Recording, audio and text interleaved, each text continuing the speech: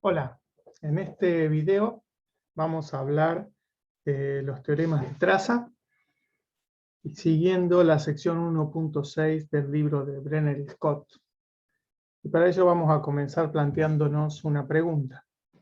Vimos en una dimensión que cuando queríamos trabajar en un problema de segundo orden planteado en forma débil, podíamos usar el espacio W12, y que en ese espacio tenía sentido hablar de lo que valía una función en un punto, en el origen, por ejemplo, para la condición de borde, pues el W12 estaba contenido en las funciones continuas del intervalo. Y eso ocurre porque estábamos en una dimensión. También vimos en los ejercicios, en los problemas, que el espacio W12 de omega, si omega es un dominio de dimensión 2 o más, tiene funciones discontinuas y funciones esencialmente discontinuas, con continuidades que se van a infinito y que por lo tanto no pueden hacerse continuas cambiando su valor en un conjunto de medida cero. Entonces nos preguntamos ahora si podemos definir el valor en el borde de una manera razonable para funciones en W12 de omega, cuando omega es un dominio de Rn con n mayor o igual que 2. Nos hacemos esta pregunta porque el borde en general tiene medida de n dimensional igual a 0, aunque para los dominios con los que trabajaremos, que tienen borde parcialmente suave a trozos, o en general trabajaremos con bordes Lipschitz, el dominio es una superficie de dimensión n-1, y por lo tanto es un conjunto de medida 0, pero no es un punto, que sería el problema para el cual necesitamos que las funciones sean continuas. Entonces, por suerte, la respuesta a este interrogante es sí, se puede definir el valor en el borde para funciones en W12 de omega. Antes de ver el teorema general, veamos un ejemplo particular que nos ayuda a comprender cómo valen estas estimaciones. Si bien no hacemos la demostración del teorema general, que pueden encontrar en libros de ecuaciones diferenciales, como por ejemplo en el libro de Evans, o en otros que pueden encontrar por ahí, vamos a ver un ejemplo para entender cómo van este tipo de desigualdades y de teoremas. Entonces consideremos una función u, que es C1 de omega clausura, donde omega es la bola unitaria de R2. Es decir, una función con derivadas continuas hasta el borde de la bola unitaria de R2. Y la voy a mirar en sus coordenadas polares R y θ. Y ahora planteo esta integral, que es la integral entre 0 y 1, de la derivada con respecto a r de r cuadrado por u de r θ al cuadrado.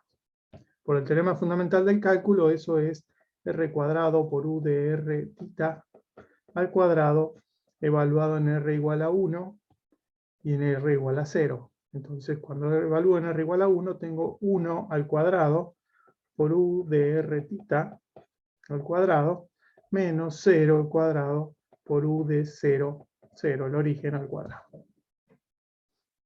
Es decir, que queda solamente u de r θ al cuadrado. Entonces, para hacer un poquito de orden, voy a correr esto un poquito hacia la izquierda, perdón, vamos a eliminar esta cuenta auxiliar, corro esto un poquito hacia la derecha, y empiezo acá a la izquierda escribiendo u de 1 θ al cuadrado. Eso por un lado. Por otro lado, evalúo ahora lo que tengo adentro, la derivada con respecto a r de ese producto, que es r cuadrado por u de r θ. Me queda 2r por u de r θ al cuadrado, voy a obviar los argumentos por un ratito, más r cuadrado por 2u, perdón, por 2u por u sub r, donde u sub r de r θ es igual a la derivada con respecto a r de u de r θ, y si lo pienso, ¿qué significa esto? Quiere decir que tengo una función en coordenadas polares y en un punto estoy derivando con respecto a r. Es decir que eso no es otra cosa que el gradiente de la u como función de dos variables, multiplicado escalarmente por un vector unitario en la dirección de los rayos que parten del origen, y ese vector es, si estoy en el punto xy, el vector xy sobre r, para que sea unitario, un vector posición. Bien, entonces sigo escribiendo acá arriba lo que significa aquello. Ese 2 que está ahí lo saco de factor común, y me queda 2 veces la integral entre 0 y 1 de RU cuadrado más R cuadrado por U por el gradiente de U por ese vector unitario, llamémoslo xy sobre R. Y esto estoy diferenciando, integrando con respecto a R. Muy bien, vamos a borrar un poco, hacer lugar. Y ahora voy a acotar esos integrandos. Acá a la izquierda tengo algo positivo porque está al cuadrado. Ahora voy a acotar esto por 2 veces. Integral entre 0 y 1 de u cuadrado. Vamos a sacar un r de factor común.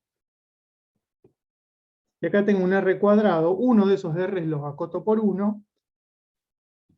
Y me queda el módulo de u por el módulo o el valor absoluto de gradiente de u por un vector unitario. Llamémoslo n por un segundito. Pero aquí puedo usar Cauchy-Schwarz y acotar por la norma de gradiente de u, es decir, su módulo, y por la norma de eso, que es 1. Por lo tanto, puedo escribir así y así. Muy bien, entonces, tengo acotado la u en un punto del disco. Pensemos que ahora voy a hacer un dibujito.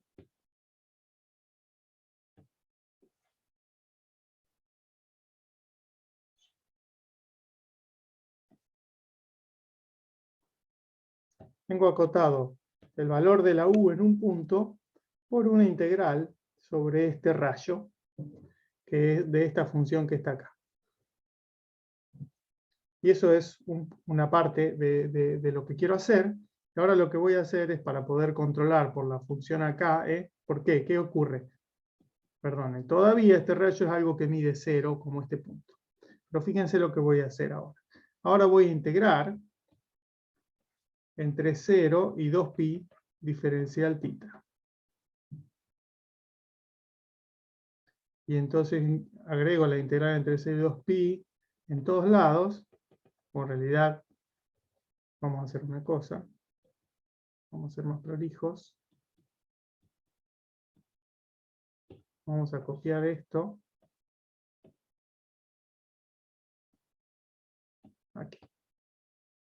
Entonces, en esta última desigualdad, ahora integro entre 0 y 2pi diferencial θ. Y entre 0 y 2pi diferencial θ. Entonces, lo que tengo aquí a la izquierda es una integral de línea, y es la integral sobre el borde de ese disco de u cuadrado diferencial de longitud de arco. Y lo que tengo a la derecha es 2 veces la integral sobre el disco omega, porque tengo integral entre 0 y 2pi, y entre 0 y 1, y acá tengo r de θ, es una integral en coordenadas polares de área, y me queda integral de u cuadrado más u en valor absoluto módulo del gradiente de u. Diferencial de área, diferencial x en este caso. Y ahora puedo hacer un paso más. Esto ya es un buen resultado. Vamos a correr esto un poquito para arriba. Y puedo usar la desigualdad de Cauchy-Schwarz en esta segunda integral, por lo que obtengo aquí un 2. Y acá me queda la integral en omega de u cuadrado más la integral de u cuadrado a un medio por la integral en módulo del gradiente de u al cuadrado a la 1/2. Y estas son integrales en todo omega.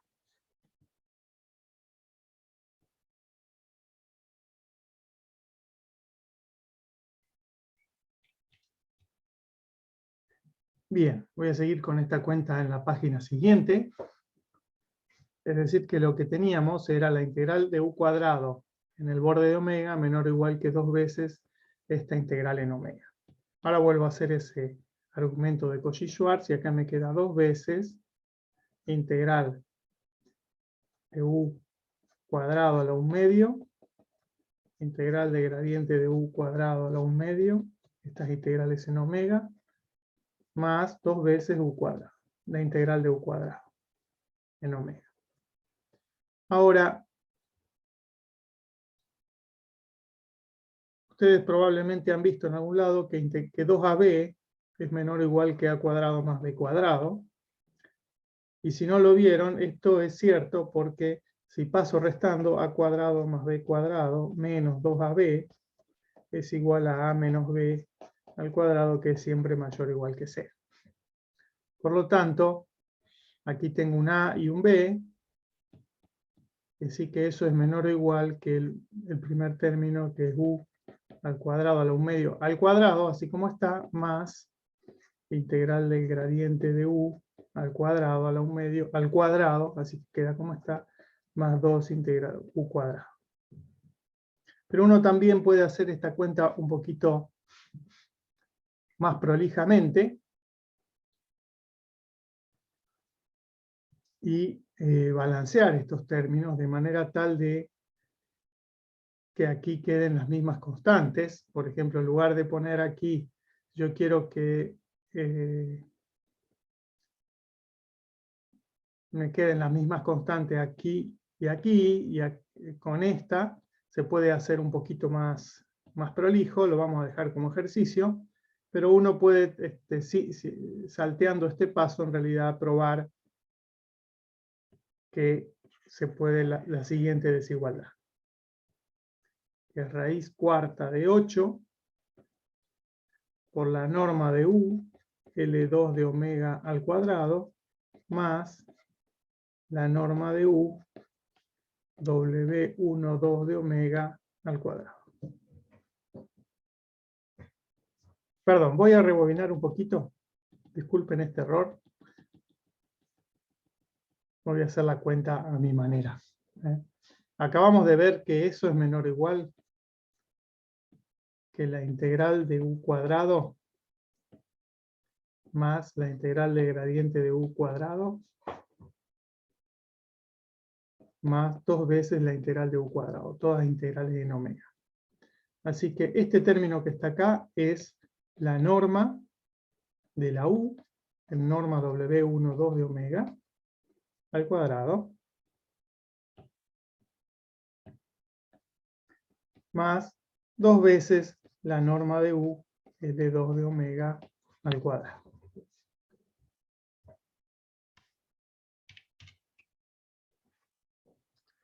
Ahora, vamos a borrar esto de aquí abajo.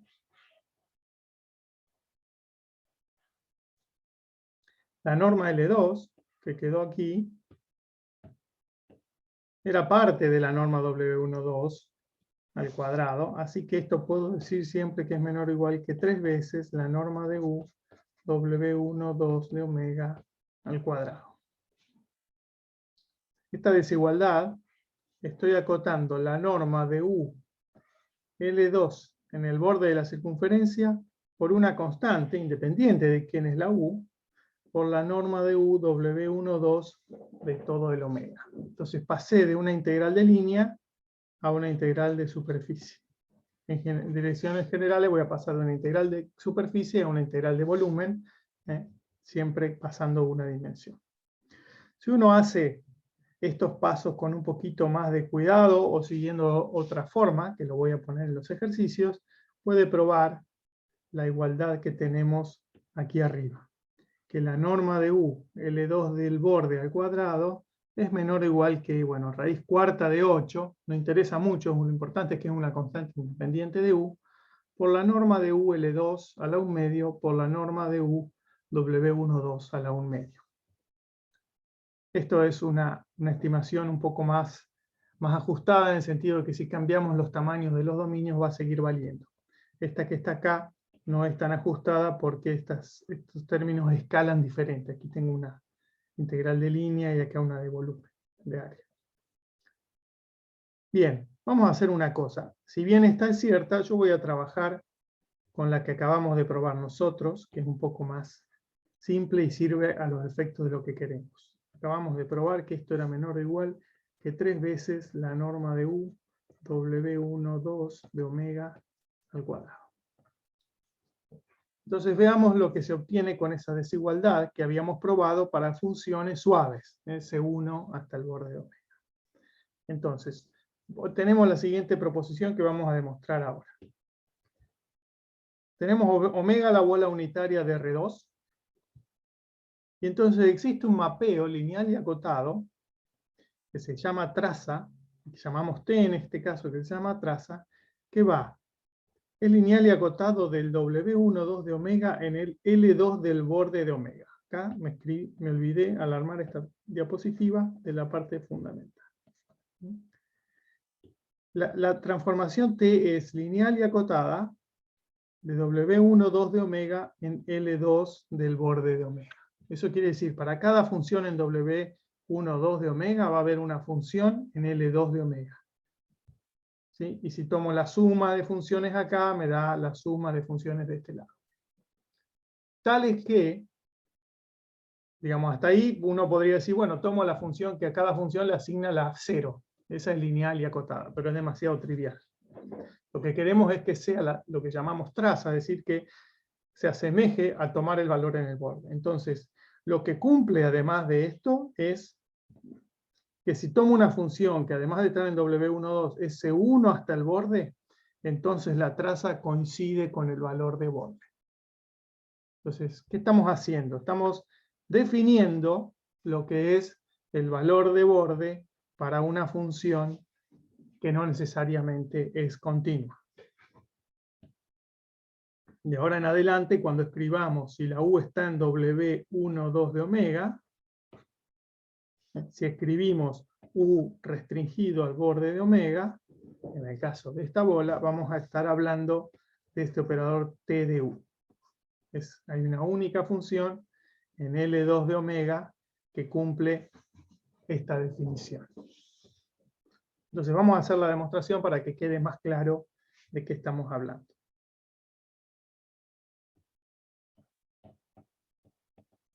Entonces, tenemos que definir este operador T. Entonces vamos a definir si U es continua C1 hasta el borde, definimos T de U. ¿Qué tiene que ser T de U? Tiene que ser algo que está en L2 del borde de omega. Lo voy a definir como la restricción de U al borde de omega. Por la desigualdad que tenemos aquí arriba, eso está bien definido. Cada vez que la U está en W12 de omega, su restricción al borde está en L2 del borde de omega. Si ahora tomo una U, que es un elemento de W12 de omega cualquiera, no necesariamente C1, como este conjunto C1 hasta el borde es denso en el W12 de omega, pues sé que existe una sucesión U sub J de funciones C1 hasta el borde, tales que U sub J tiende a U en la norma del W12 de omega. ¿Sí? Entonces me voy a copiar esta línea a la página que sigue para seguir trabajando.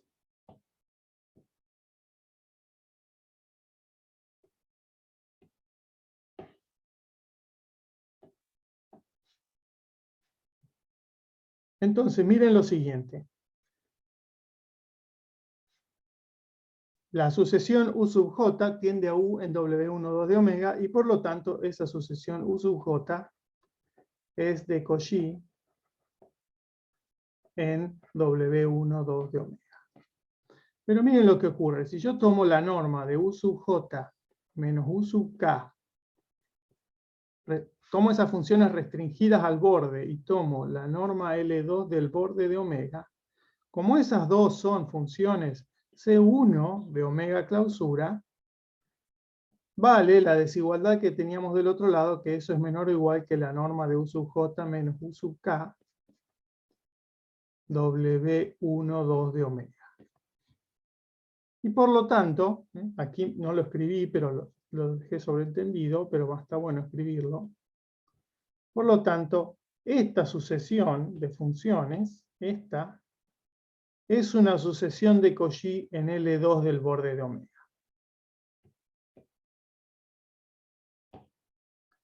Lo voy a escribir acá para aprovechar un poco el espacio. Entonces, la sucesión de funciones U sub j restringidas al borde de omega es de Cauchy en L2 del borde de omega.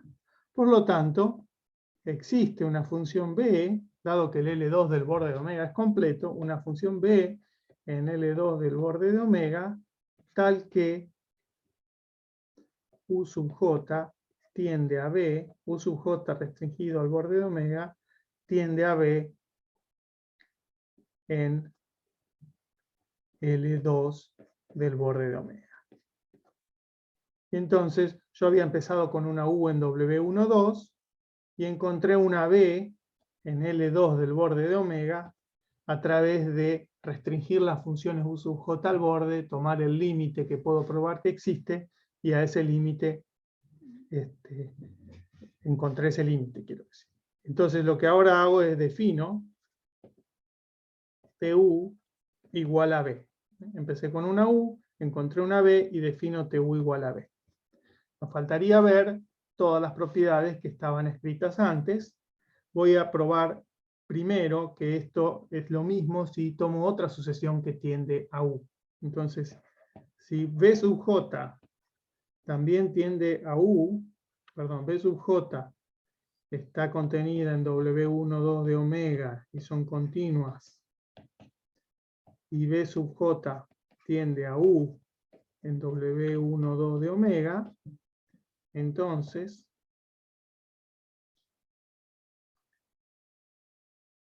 tengo que probar que estas B sub J tienden a la misma B en L2 del borde de omega. Entonces escribo B sub J menos U sub J, perdón, B sub J menos B en L2 del borde de omega, y eso es menor o igual que B sub J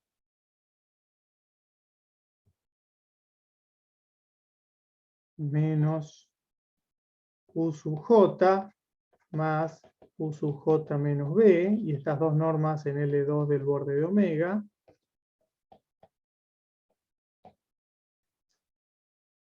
Y esto ya sé que tiende a 0, y la primera, esta de aquí, la escribo ahí, es menor o igual que 3 veces la norma de U sub J menos BJ, W12 de omega. Y eso puedo decir que es menor o igual que si pongo la U en el medio. U sub J menos U más U menos B sub J, también en W12 de omega. Y ambas tienden a 0. Por lo tanto, todo esto tiende a 0, y la B sub J tiende a la misma B en L2, y esa T de U está bien definida. Les dejo como ejercicio verificar para ustedes que esa T termina siendo lineal, porque ya era lineal en el C1 de omega, y acotada porque, bueno, está definida como este límite. Y esto es una estrategia típica en espacios de Sobolev. Probar algo en un denso para funciones suaves y luego extenderlo. Una vez que uno tiene una desigualdad como esta, puede extenderlo porque sabe que si tengo una sucesión de Cauchy acá, es de Cauchy acá, y como esta norma es de un espacio completo, existe el límite, entonces lo puedo definir de esa manera. Bien. Pasemos ahora a algo más general que una bola o un disco de R2. Vamos a hacer una pequeña definición consistente con lo que venimos trabajando. Si tengo una superficie S de Rn, que es el gráfico de una función Lipschitz, voy a hacer un dibujito a ver si me sale en 3 dimensiones. Puede ser una función que haga así. Esta es la superficie. Quiere decir que hay un dominio omega aquí en el piso, tal que esa función, la superficie, son los puntos de la forma x, phi de x, para phi, una función Lipschitz, de Rn-1 en el piso a R, que es la altura. es decir que estamos en Rn. Y entonces, ¿cómo se define una integral de superficie sobre esta superficie? Bien, se define la integral de superficie de una f diferencial de superficie como la integral sobre este piso de omega de Rn menos 1, como la integral de la f de x, estos son los puntos en Rn menos 1. Estos son en R, así que estos son los puntos de Rn, la f de x phi de x por la raíz cuadrada de 1 más el módulo del gradiente de phi de x al cuadrado diferencial x. Y eso es lo que uno aprende cuando aprende a calcular integrales de superficie, así que aquí no hay nada nuevo, solamente que lo estamos escribiendo de manera explícita. Y el teorema de trazas dice lo siguiente: si omega es un dominio de Rn con frontera Lipschitz, eso quiere decir que localmente, cada vez que yo miro un pedacito de la frontera, hay un entorno donde la función es Lipschitz, es decir, que estas integrales las puedo calcular por entornos y tener una definición de lo que significa LP en el borde del dominio omega, es decir, en toda la superficie que a trozos, suave a trozos, que es el borde de omega. Entonces, de nuevo, tengo omega un dominio con frontera Lipschitz y un P entre 1 e infinito. Recién estábamos trabajando con P igual a 2. Un P entre 1 e infinito. Entonces existe una constante C que depende de omega. Al depender de omega ya depende de la dimensión, pero también depende de P, tal que para funciones C1 hasta el borde, la norma de B en LP del borde está acotado por una constante, por la norma de B LP de omega a la 1 menos 1 sobre P, por la norma de B W1P de omega a la 1 sobre P.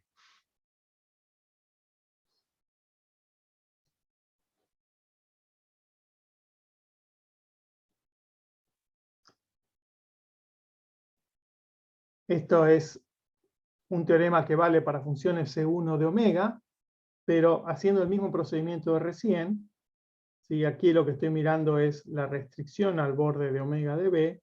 Uno puede ver que existe un operador T de W1P de omega acotado, lineal y acotado en LP del borde de omega. Esto es lineal y acotado. Tal que T de B es igual a B restringido a omega, al borde de omega, si B es C1 de omega, y cumple esta desigualdad que vamos a llamar asterisco para toda B en W1P de omega. Entonces, ese es el teorema de trazas. Y quiero decir algo más. Voy a insertar una hoja.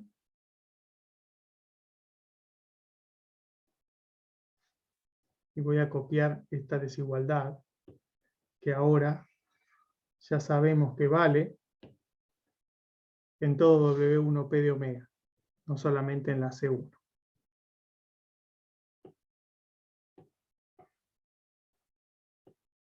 Entonces, primero, cada vez que escriba B restringido a omega, se entiende que es T de B, donde T es el operador de traza. Hay una única definición que cumple lo de la proposición anterior.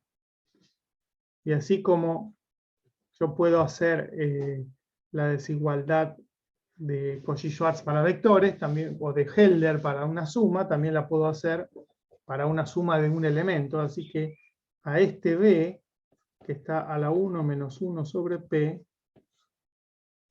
LP de omega, lo puedo elevar, si yo llamo P a lo que es, y llamo P' al conjugado de Sobolev, conjugado de Lebesgue, perdón, es el que cumple 1 sobre P más 1 sobre P' igual a 1. Entonces 1 sobre P' es 1 menos 1 sobre P, exactamente lo que tenemos acá. Entonces voy a elevar este al P',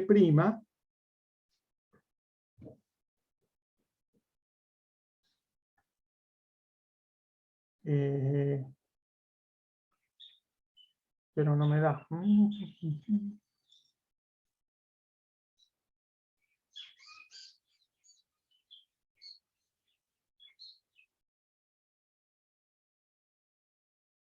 No, me equivoqué. Acá tenemos que usar otra desigualdad, que ahora no me acuerdo cómo se llama. Lo que quiero hacer es probar.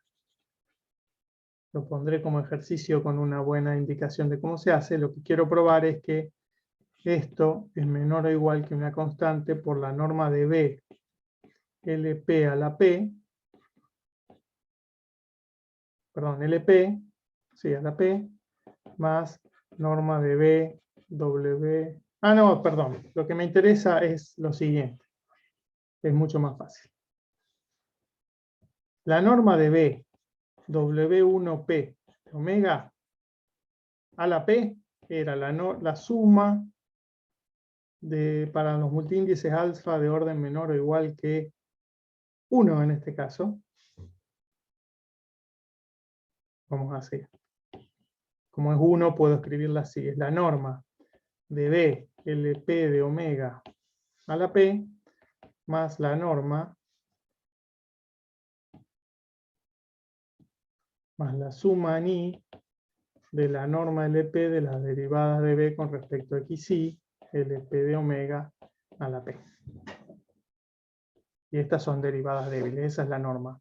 Por lo tanto, esta norma a la P es mayor o igual que si miro solo a este término.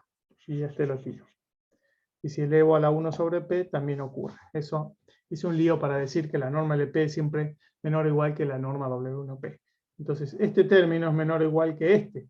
Entonces me queda menor o igual que la norma de B, W1P de omega, a la 1 menos 1 sobre P más 1 sobre P, es decir, a la 1. Y lo que tengo es que la traza está acotado por la norma W1P. Y eso es lo fundamental.